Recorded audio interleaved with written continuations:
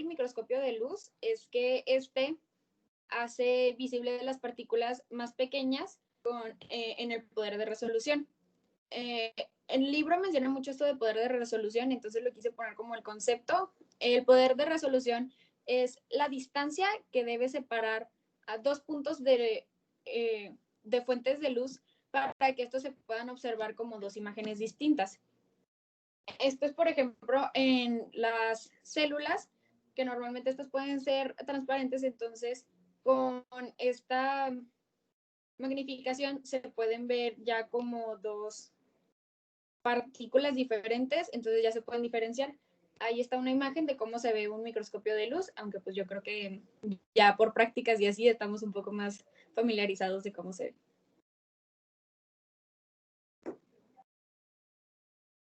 Bueno, el primero de los tipos de los microscopios que vamos a ver es el microscopio a campo brillante. Este es el utilizado más a menudo en cursos como de microbiología. Y este usa dos series de lentes distintos. Uno es el objetivo y el otro es el ocular. El lente objetivo se usa con 100 aumentos y el lente ocular se usa con 10 aumentos. Esto nos da una magnificación de la muestra de hasta 1000 veces. Esta magnificación hace que las partículas con un diámetro natural de 0.2 micrómetros incrementa hasta que se pueda hacer visible a un tamaño de 0.2 milímetros. Para poder diferenciar entre las distintas partículas o las células, es común que se use un contraste para que se pueda ver la diferencia entre una célula y otra. Esto también se hace dependiendo como de las características de cada una o de sus propiedades. Aquí podemos ver pues una imagen. Esto se usa con diferentes colorantes para que se tiñan las células o sus organelos en especial y se puedan diferenciar. Por ejemplo, creo que es más común que se use pues, en las células para que se pueda diferenciar el núcleo de lo demás de la célula y ya se puede hacer más visible. La célula que sigue, Jorge, por favor. Bueno, otro tipo de microscopio es el microscopio de contraste de fases. Este se desarrolló para mejorar las diferencias de contraste entre las células y su medio circundante. Este tipo de microscopio es muy especial porque hace posible observar a células vivas sin necesidad de una tinción. En los microscopios de campo brillante se tienen que usar distintos tipos de tinciones para que se puedan diferenciar estas y se hacen microorganismos que ya están muertos y tuvieron un proceso de tinción después. Entonces, por eso no se puede ver como su comportamiento y con este sí se puede ver todo esto. Ana Sofía, ¿qué le pasa a las células? Perdón. Ana Sofía, ¿qué le pasa a las células cuando las teñimos?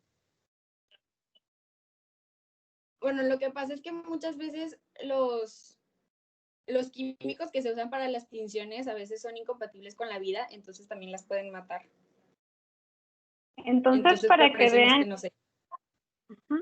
Esta característica, muchachos, de este microscopio es importante por eso. Nosotros al vertir cualquier químico en una célula viva, pues la vamos a matar. Muchas de las veces, cuando hemos estado en el laboratorio de microbiología, desde que empezamos el proceso de tinción, cuando hacemos una fijación de la muestra, esta muestra, al aplicar calor, estas células, estas bacterias o los hongos que están recibiendo este calor directo, pues se van a morir. Entonces, muchas de las veces creen que con tocar la laminilla, pues pueden traer bacterias vivas en sus manos, y no. Al empezar el proceso, al empezar la fijación, al ponerles calor para fijarlas, ya las células están muriendo, ya están muertas.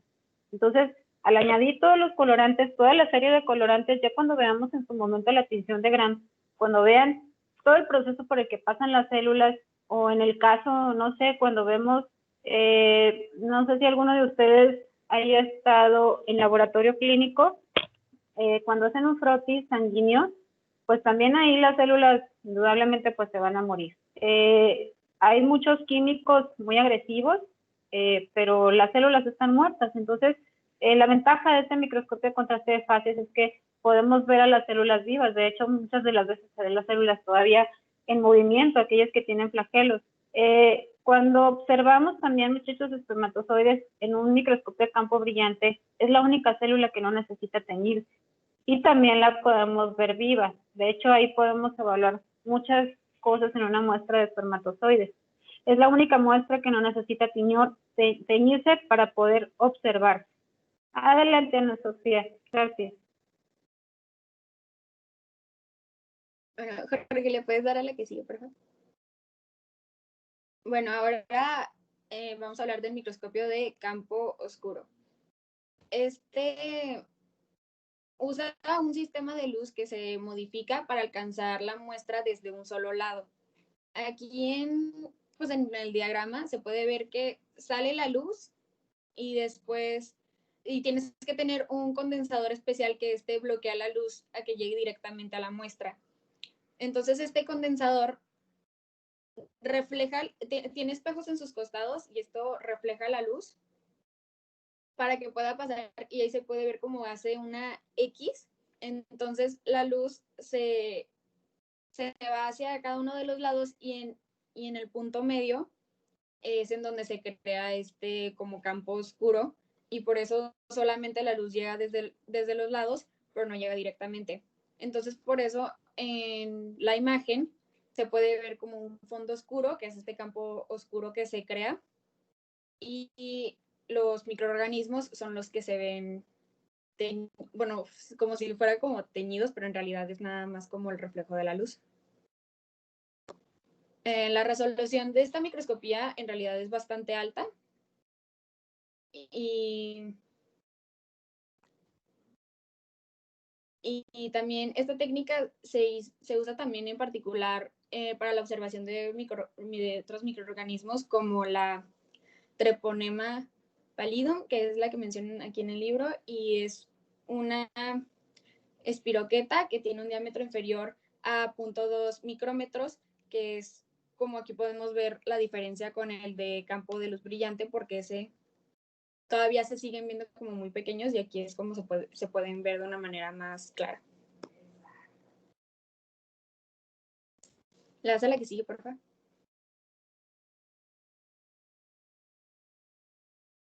Bueno, ahora el microscopio de fluorescencia.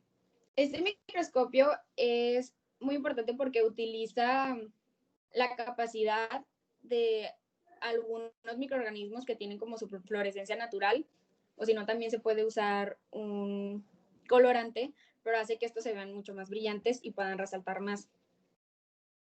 Esta capacidad que hace este efecto de fluorescencia es la capacidad de que absorben la luz de una longitud de onda corta, como por ejemplo la ultravioleta, y el microorganismo o este colorante lo emite con mayor longitud de onda, entonces se hace una luz visible. Bueno, si el microorganismo tiene su fluorescencia natural, obviamente no es necesario agregarle nada más, pero también se pueden teñir con un grupo de colorantes fluorescentes que son denominados fluorocromos. Un ejemplo de esto es el fluorocromo, es cuando se utiliza el fluorocromo auramina O. Este adquiere un color amarillo brillante cuando se expone a la luz ultravioleta y se usa a gran medida con Mycobacterium tuberculosis, que es la bacteria que causa la tuberculosis. Lo que pasa es que a la muestra se le agrega este colorante y después se expone a una luz ultravioleta. Y pues obviamente si esa bacteria está presente, se puede como detectar la aparición de un color amarillo muy brillante que obviamente contrasta con el campo oscuro y lo hace visible. También otro uso es en la técnica de anticuerpos fluorescentes o la inmunofluorescencia. Aquí anticuerpos específicos se marcan con fluorocromos, como por ejemplo el isotiacinato de fluoresceína. Y estos anticuerpos fluorescentes se unen al antígeno, si este está presente, en la superficie de la bacteria y después se expone a la luz ultravioleta y, como ya mencioné, se hace este efecto de fluorescencia.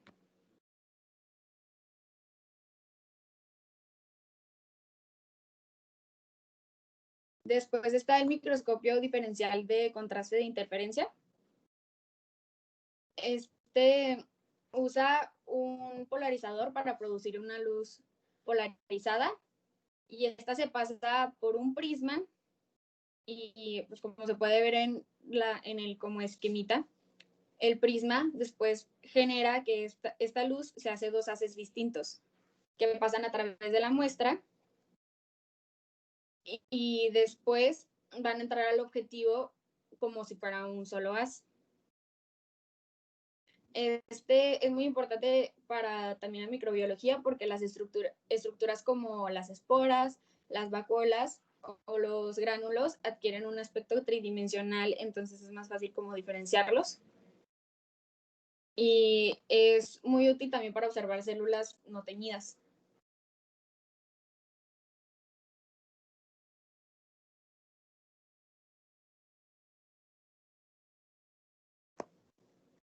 Después, otro tipo de microscopios son los microscopios electrónicos.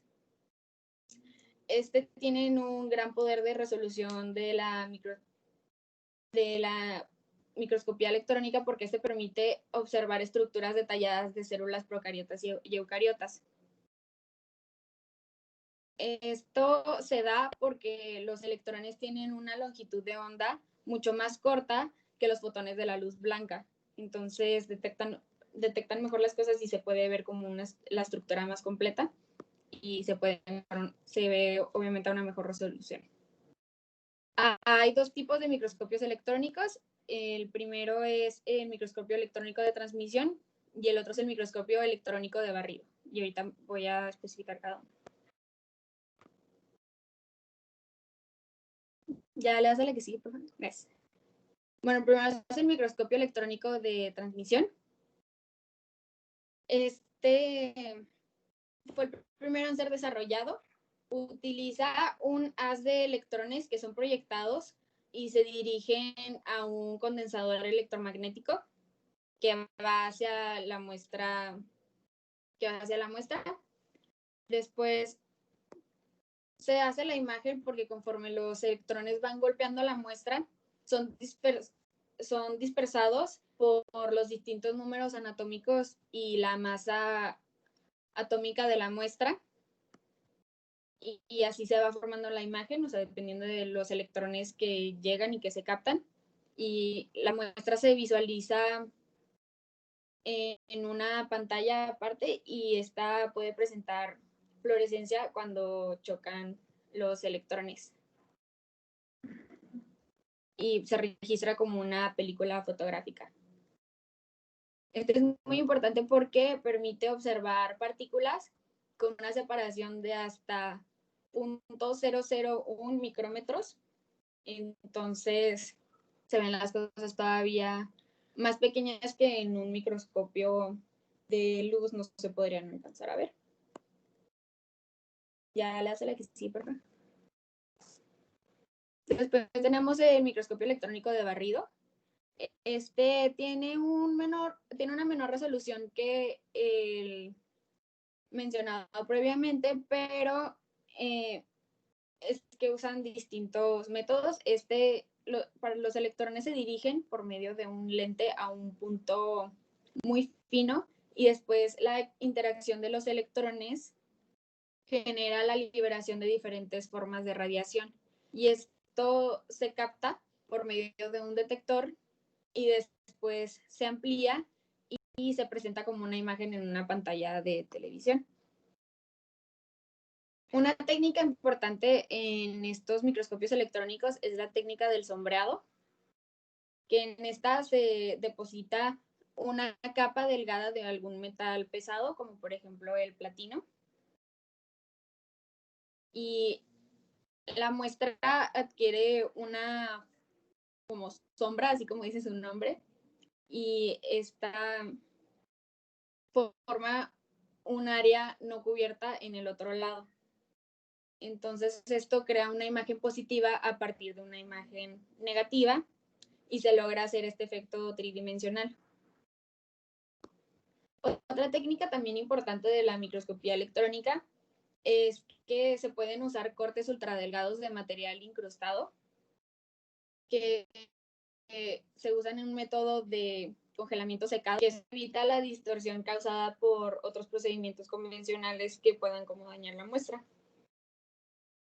Y con el uso de tinciones negativas, como el ácido fosfotungsténico o sales de uranio, se logra un contraste suficiente para detectar los detalles de una muestra. Ya le hace la que sí, por favor. Después tenemos el microscopio láser confocal. Este se asocia a una fuente luminosa de láser con un microscopio de luz. Entonces, la microscopía láser confocal usa un haz de láser que se dirige a un espejo y esta a su vez se dirige al haz a través del dispositivo de imagen. Entonces, en la imagen creo que se alcanza a ver tantito como en azul, que es este haz láser que se dirige hacia el espejo y después llega a la muestra y la muestra después lo refleja hacia arriba y se puede ver en la pantalla. Esto entendí que funciona como si fuera una tomografía, que son en realidad por cortes. Se pueden llegar a ver en una imagen tridimensional, pero lo que pasa es que va como capa por capa. Entonces se tiene que ir moviendo la muestra y se necesita usar un programa que vaya como captando todo lo que vaya captando cómo se va moviendo la muestra y esto lleva a que por lo que va detectando como cortes pequeños que después el programa los va empalmando y ya te puede dar una imagen tridimensional. Estas células a menudo se tiñen con colorantes fluorescentes para hacerlas más visibles. Y también se puede usar otro método que genera imágenes con color falso. Y esto es para que se obtengan estas distintas capas con los diferentes colores y ya se puede usar y ya se puede crear esta imagen digital. Ya le das a la que sigue, por favor.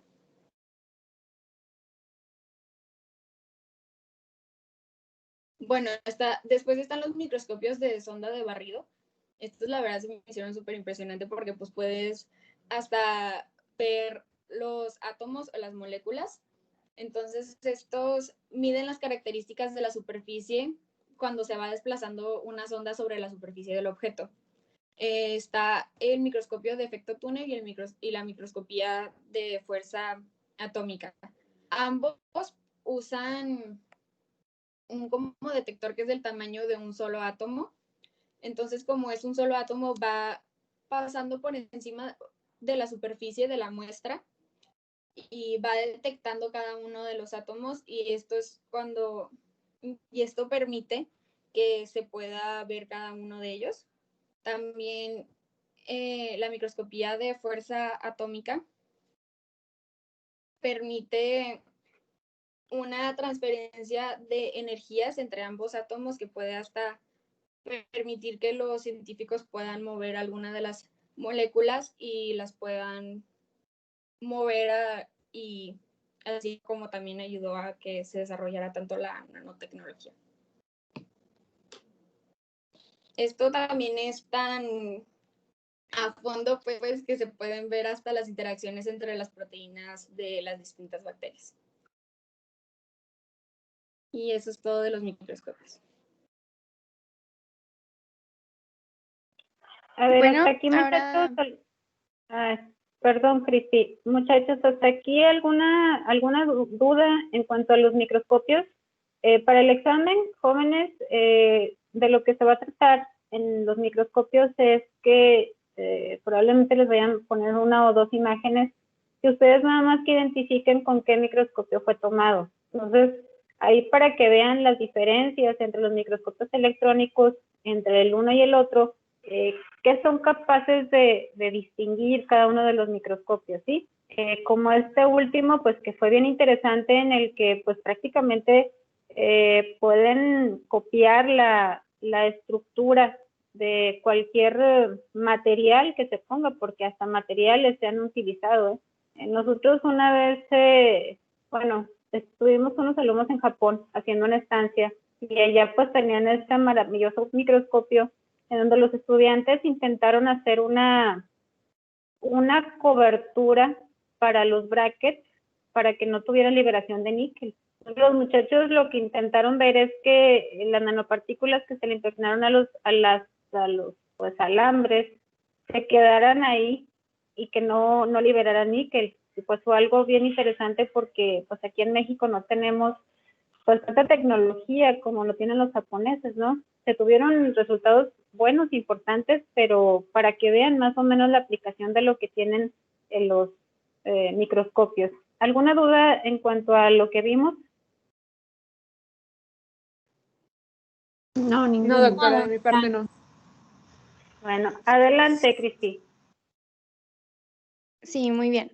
Bueno, si me empiezo a trabar o si no me escucho bien, me pueden avisar. Bueno, yo voy a empezar a hablar sobre la estructura de las células eucariotas. La verdad, pues es un tema bastante fácil porque ya lo hemos visto en otras materias y pues ya llevamos la materia de histo que vio mucho acerca de lo que voy a estar mencionando. Y nada más para ver la etimología de eucariotas, pues vi que puede decir lo que significa bueno, pero en este caso vamos a utilizar el término verdadero. Eu es de verdadero y kairon puede significar nuez o lo que es de núcleo. Y entonces prácticamente las células eucariotas son las células que tienen un núcleo verdadero. Y bueno, eso es una diferencia en cambio con las procariotas. ¿Le puedes dar a la que sigue, por favor?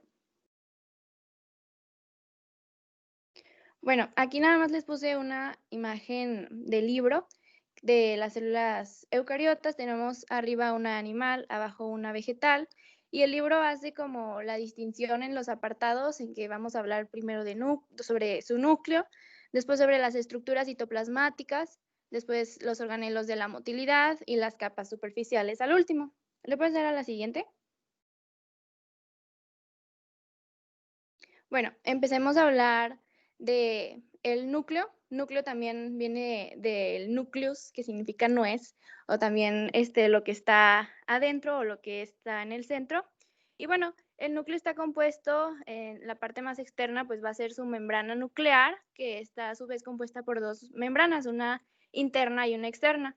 La interna, el libro la menciona que es como una bolsita, y en cambio la externa, bueno, va a tener ciertas zonas en donde ya se va a continuar con lo que es el retículo endoplasmático. A su vez, este núcleo, para permitir la entrada de lo que es el citoplasma al nucleoplasma o viceversa, pues va a tener unas proteínas que se les van a llamar los poros nucleares. Y bueno, dentro del núcleo es donde encontramos toda la información genética de ADN y o de ARN, y esta pues la podemos encontrar de manera condensada o descondensada, siendo la eucromatina la descondensada y la heterocromatina pues ya la condensada. Y estos a su vez, de la manera cuando se encuentra condensada el DNA, el libro también menciona que se utilizan las proteínas que son las histonas, para cuando se está empaquetando las cadenas de la información genética. ¿Le puedes dar a la siguiente? Ah, bueno, no te creas, ahí quédate. Y bueno, dentro una vez del núcleo tenemos lo que es el nucleoplasma, que no va a contener una membrana, y su contenido pues va a ser principalmente lo que es el ARN ribosomal para después dar la síntesis a los ribosomas. ¿Le puedes dar? Y bueno, yo les traje como una pequeña dinámica para identificar diferentes estructuras citoplasmáticas. voy a presentar solamente imágenes de los organelos que son vistas por el microscopio. Y entonces, levantando la mano, yo voy a presentar la imagen y ustedes me tienen que decir qué organelo es y con qué microscopio se está viendo. Realmente está muy fácil, entonces nada más se pone la imagen, levantan la mano, yo digo quién, me dicen el organelo, me dicen qué microscopio es y ya yo voy a ir explicando todo lo demás. Entonces, bueno, prepárense. ¿Le puedes dar, Jorge? Vayan levantando la mano si es que identifican lo que es. Edrey.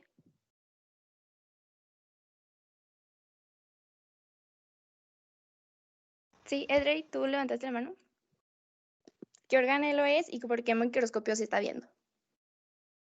Retículo endoplásmico rugoso, el de la derecha. Ajá. El de la derecha, ajá. ¿Y el de la izquierda? El de la izquierda, pues supongo que es retículo endoplasmático liso.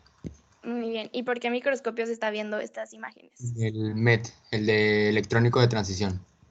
Sí, de transmisión. Así es. Este es el retículo endoplasmático, tanto rugoso en la derecha o abajo y el liso en la izquierda y arriba.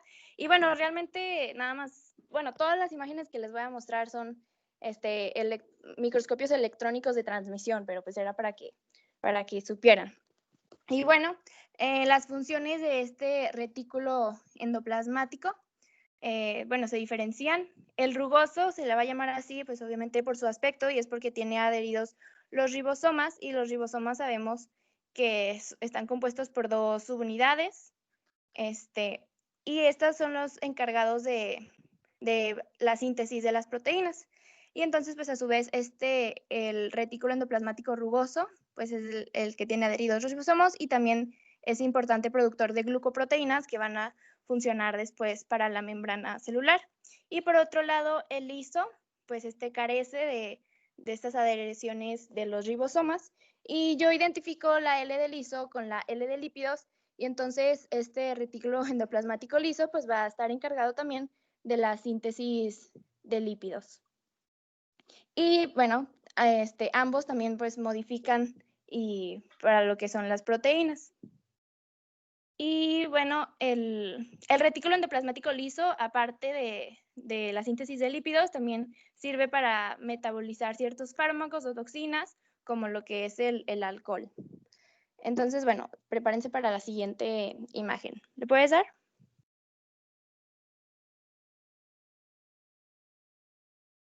Jocelyn, tú levantaste la mano primero, creo. Sí, es aparato de Golgi y es con microscopio electrónico de transmisión. Así es, este es el complejo de Golgi, que, bueno, como podemos ver, es un grupo de membranas y estos van a estar bastante participación en conjunto con el retículo endoplasmático. Y pues como hemos visto en esto, consta de dos partes, que es la zona cis y la zona trans. Una va a ser convexa, una va a ser cóncava. La cis es la que está más cerca del núcleo generalmente. Y se va a encargar del empaquetamiento y la modificación de lo que se está sintetizando en el retículo endoplasmático. ¿Le puedes dar? Bueno, prepárense para la siguiente. Elisa. Es una mitocondria. Sí, así es. Esta es la mitocondria, pero bueno, para hablar de la mitocondria quiero hablar de otro organelo, para hablar como en conjunto. ¿Le puedes dar a la siguiente, Jorge?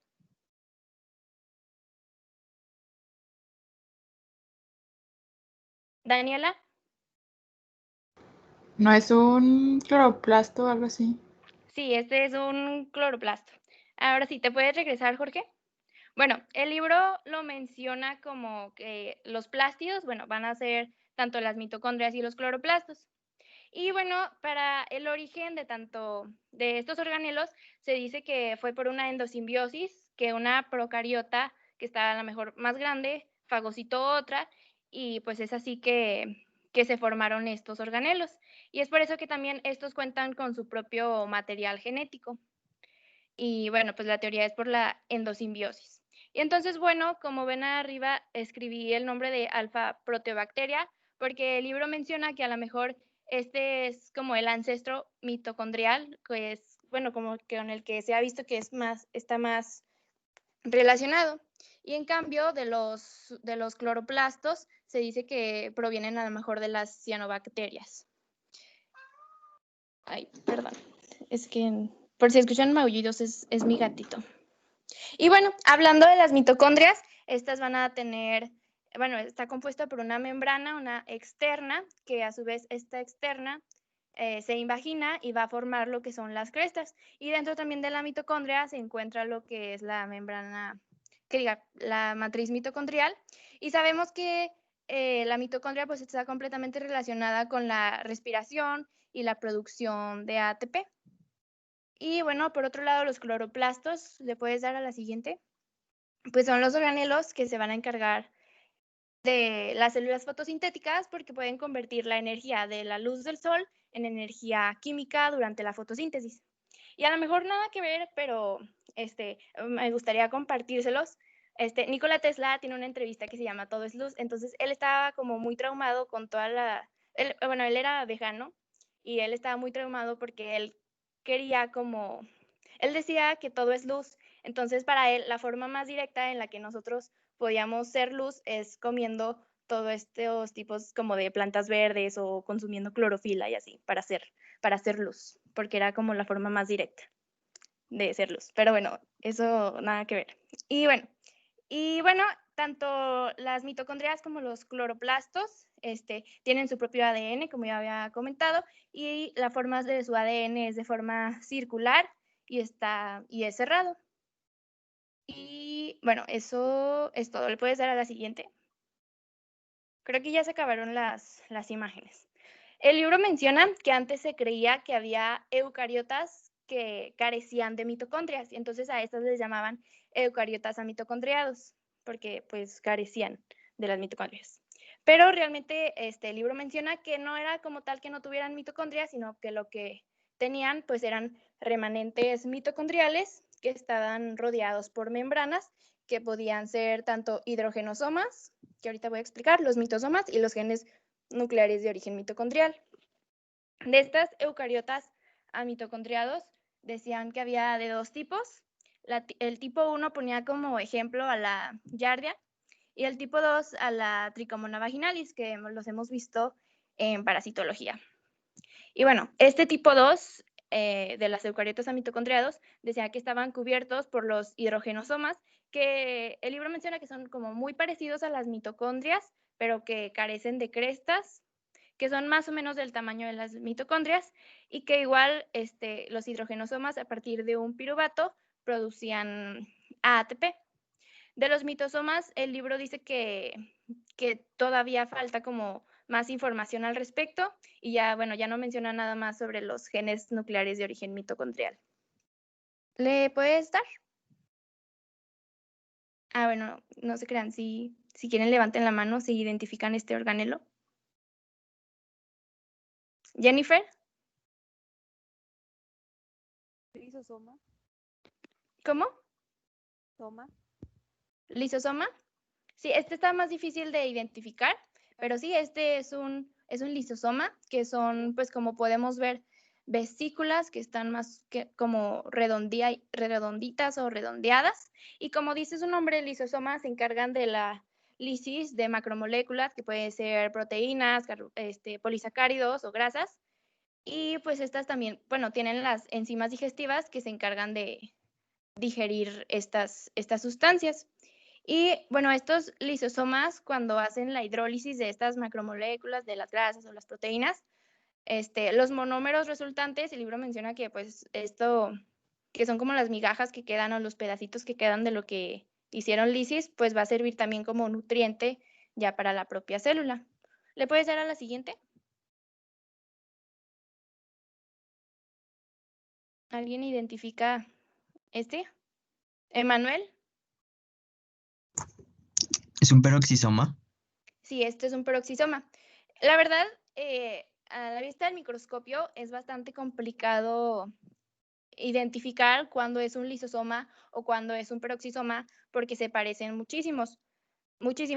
pero generalmente si es por este medio, es decir, un microscopio electrónico de transmisión, los lisosomas suelen ser más electrodensos, pero realmente para poder identificar ya se utilizan pues otros mecanismos, otros métodos, y ya pues se utilizan enzimas, y pues el que reaccione con la catalasa pues va a ser el que sea el peroxisoma. Y bueno, este peroxisoma es igual, son redondeados, y su función es de producir H2O2 y para su degradación con la enzima de la catalasa. Sí, degradan peróxido de hidrógeno con la enzima catalasa. ¿Le puedes dar a la siguiente? Bueno, ahora vamos a hablar sobre el citoesquelético, que prácticamente es todo lo que mantiene en forma y en su lugar a la célula. Es una estructura tridimensional que está pues en todas las partes distribuido en todas las partes de la célula. Y bueno, en las células eucariotas se conocen los 3 tipos, que son los de la imagen, los microfilamentos, los filamentos intermedios y los microtúbulos. De estos, bueno, los hemos estado viendo en histología. Los microfilamentos, el libro menciona que tienen un diámetro aproximadamente de 7 nanómetros y es un polímero de actina, que la actina ya la habíamos visto en fisiología también, bueno, en otras partes, cuando hablamos de músculo. Y entonces estos microfilamentos sirven para algunos movimientos pequeños de lo que es la célula, para su transportación, también por ejemplo cuando se quiere contraer la célula, y para la citoquinesis. Por otro lado, tenemos a los filamentos intermedios, que van a medir de 8 a 12 nanómetros de diámetro. Estos proporcionan la fuerza tensil a la célula y están compuestas por diferentes proteínas como la queratina, la laminilla y la desmina. Y esta se dice que sirve para el sistema de andamiaje o de anclaje de las células. Y bueno, por otra parte tenemos a los microtúbulos, que estos están compuestos por 13 protofilamentos de alfa y beta botulina.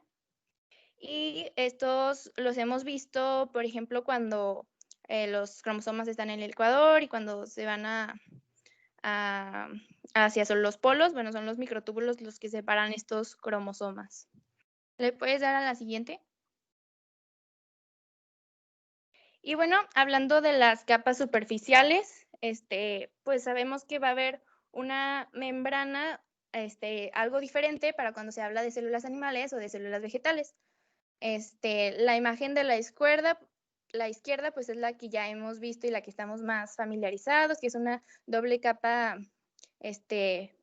lipídica que para el paso de un lugar a otro pues se utiliza proteínas transmembranales o proteínas integrales. También está compuesta por colesterol y es el que hemos visto que tiene como el esquema de mosaico fluido y demás. Y por otro lado, la vegetal pues está principalmente compuesta de la celulosa y de la quitina. ¿Le puedes dar? Y ya por último, creo, vamos a ver los organelos de la motilidad, que tenemos tanto a los cilios como los flagelos, que tienen pues sus bastantes diferencias. Los cilios generalmente son más cortos y están ubicados alrededor de toda la célula, y por otro lado los flagelos generalmente se encuentran solamente de un polo y son pues bastante más largos. ¿Me puedes dar? Bueno, no. ¿Te regresas? Y bueno, estos microtúbulos están compuestos por la proteína tubulina, y si pueden ver en la imagen, están compuestos por un sistema que se llama 9+2, porque son 9 pares los que están alrededor, y adentro tienen 2 microtúbulos, que es el par central. Y cada uno de estos pares se conecta con los otros con la dineína, con la proteína dineína. Y ya, eso sería todo de mi parte.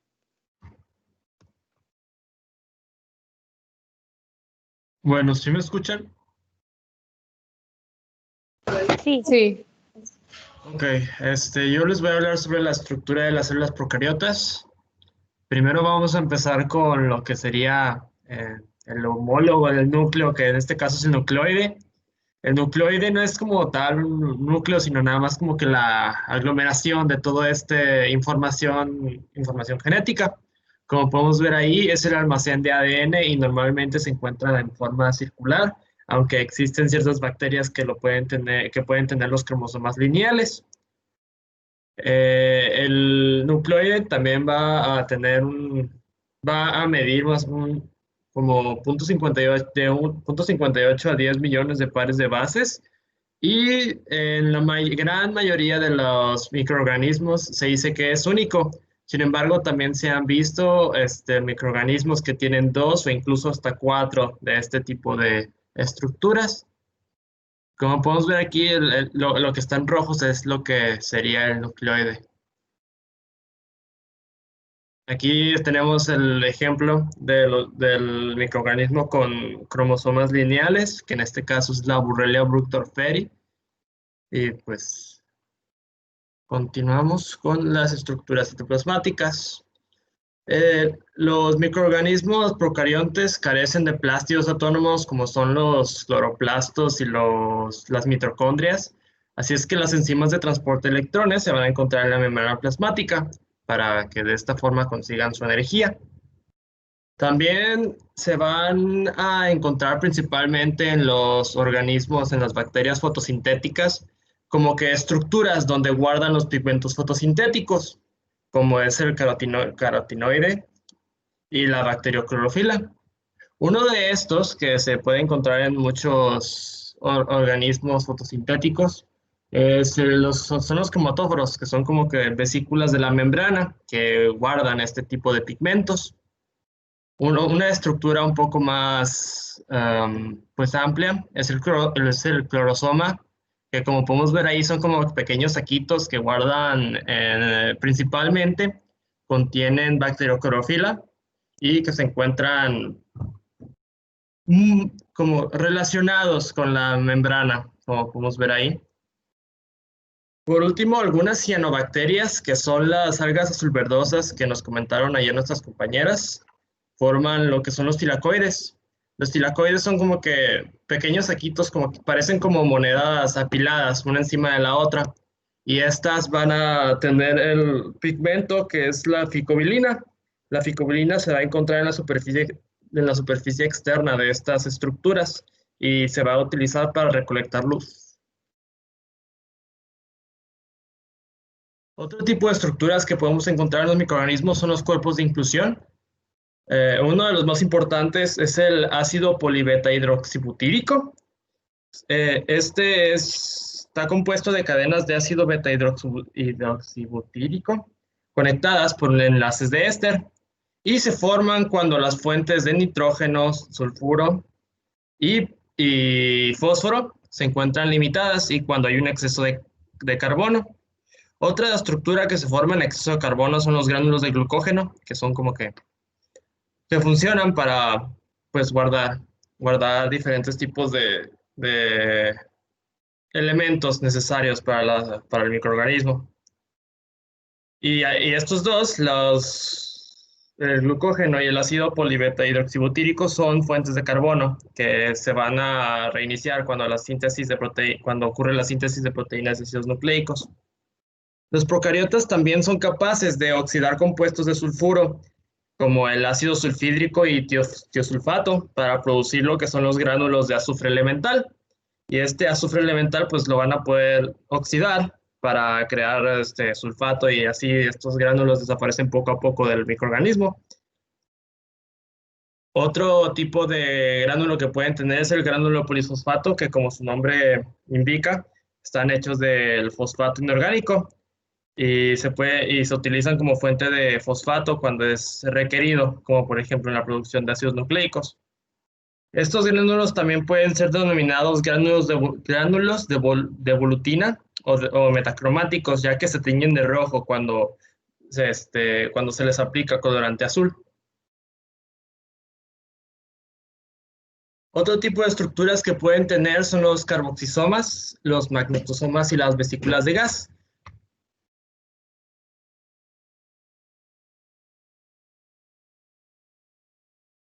Ay, me silencio tantito. Ok, ahí está.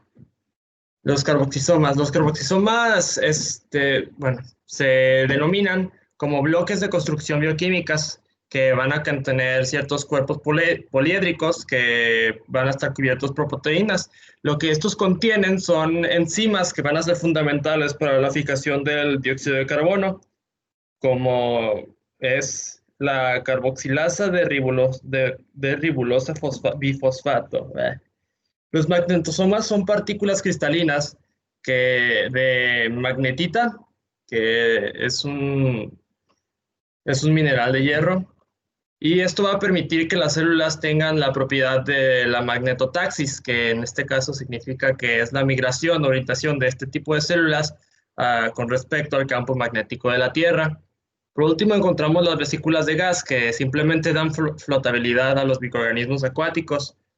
Son impermeables al agua, pero son permeables a los gases. En la imagen que se ven como que los cuadritos así oscuros, esos son los magnetosomas. Y en la otra imagen pues ya vemos cómo son también como que los carboxisomas también son como que cuadrados, bueno, cubos. Y así. Este tipo de bacterias procariotas no tienen como tal para mantener su estructura, no tienen como tal actina, tienen homólogos de la actina que sirven para establecer la forma de la célula, además de que segregan cromosomas y ayudan a localizar las proteínas dentro de la célula. También tienen otros homólogos que son diferentes a la actina y otros tipos de proteínas singulares que determinan la forma de la regulación en la división celular. Por último, la última estructura de la que vamos a hablar es la envoltura celular. Ya la hemos visto muy seguido en diferentes tipos de clases, incluso la hemos visto pues desde preparatoria y todo eso. Es la envoltura celular. Los componentes de la envoltura celular pueden variar dependiendo de las necesidades del organismo, pero generalmente es la bicapa lipídica con las proteínas incrustadas.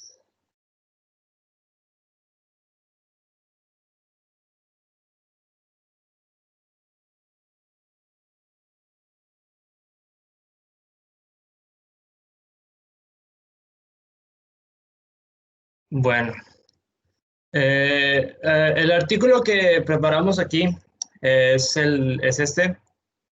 Este artículo bueno, de lo que habla este artículo es principalmente que las resistencias bacterianas hacia los antibióticos es un problema es un problema muy importante, ya que pues, si no logramos tener medicamentos para este tipo de bacterias resistentes, pues no vamos a poder sanar a la gente.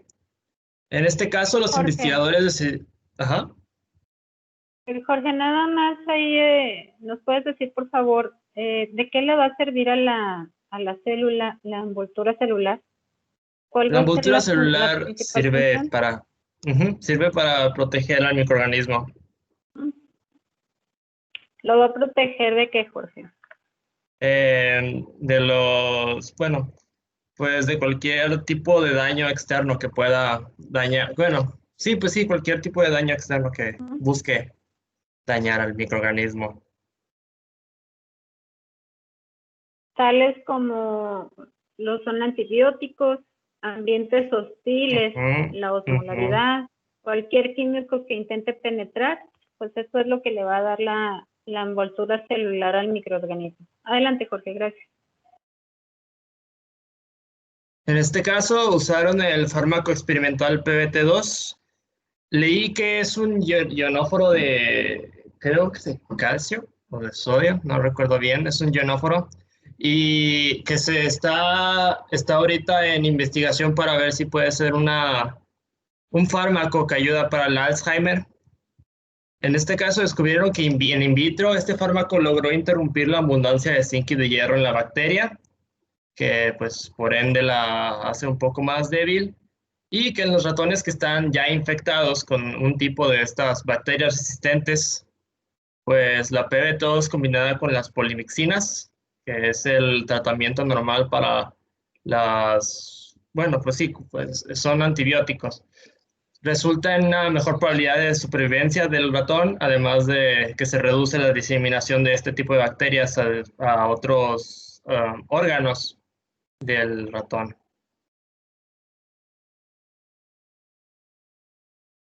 Y eso sería todo. Muchas gracias. Gracias, Jorge. Mencionaron algo acerca de este fármaco, Jorge, si es un antibiótico o es un fármaco que está solamente en experimentación.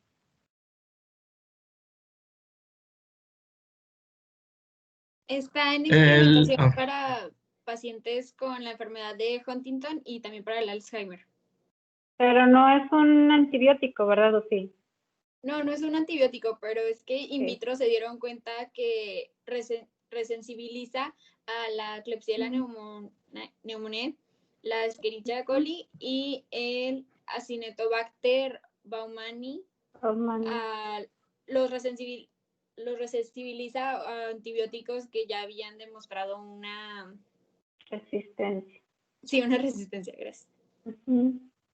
Qué interesante, ¿no? Qué interesante el mecanismo de acción que tiene este fármaco, porque pues realmente ustedes lo han visto y lo han mencionado, yo creo que en muchas de sus materias en donde hablamos, pues que la resistencia a fármacos es un problema mundial, ¿no? Y si ya hay un fármaco que está actuando sobre el hacer otra vez sensible a la bacteria, pues probablemente esté modificando su genoma, ¿no? Muy interesante. Muchas gracias, jóvenes. Muchachos, ¿tienen alguna duda hasta aquí? Doctora, como ya lo dijeron, tenemos un... Sí, adelante. También traemos Adelante. un Kahoot, pero bueno, quedan 4 minutos. Son solo 10 preguntas, pero no sé si quieran los compañeros hacerlo. ¿Tienen clase? Si tienen clase a las 12, lo podemos ver mañana. No importa. ¿Tienen clase? Pues tenemos clase a las 12. Sí, doctora. Si quieren lo vemos, bueno, nada más recuerden bien lo que vieron hoy y lo vemos mañana por si hay maestros de repente que son muy puntuales en sus clases para no quitarle tiempo. Lo vemos mañana temprano. Vamos bien, ¿eh? Ustedes no se preocupen. Yo lo que quiero es tratar de abarcar los temas sin correr, porque al final este método pues es menos bondadoso que el sistema presencial. No se preocupen ustedes por el tiempo, vamos bien. Mañana lo vemos temprano, ¿sale? Ok, doctora, gracias. Gracias, doctora. Hasta mañana. Hasta mañana. Si no hay dudas, los veo mañana a las 10. Gracias. Gracias. Gracias, Gracias, doctora. Mañana.